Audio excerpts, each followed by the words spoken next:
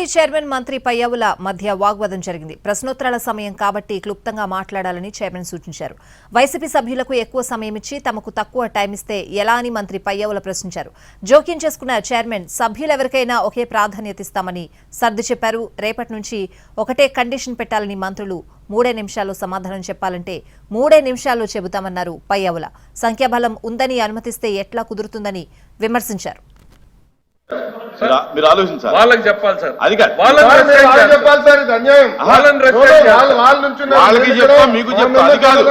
ఇది ప్రశ్నోత్తరాల సమయం కాబట్టి బ్రీఫ్ చేయమని అడుగుతున్నాం. అది ఎవరికైనా ఒకటే, ఎవరికైనా ఒకటే కండిషన్ పెట్టండి. ఒక విషయం అండి, వాళ్ళు వేరు మీరు వేరు అనేది కాదు, అందరూ సభ్యులే. చాలా సంతోషం సార్. రేపటి నుంచి ఒక కండిషన్ పెట్టండి సార్. మంత్రులు 3 నిమిషాలు సమాధానం చెప్పాలండి. 3 నిమిషాల్లోనే చెప్పుకోవచ్చు. 1 నిమిషాల్లో చెప్పండి. 1 నిమిషాల్లోనే చెప్పుకోవచ్చు. అలా ఎందుకు పెడతారు సార్? ఎట్లా సార్? మాకు నచ్చింది మాత్రం వింటాము, నచ్చంది వినము, మేము సంఖ్యాబలం ముందు అరుస్తాము అని అంటే ఎట్లా కుదురుద్ది సార్?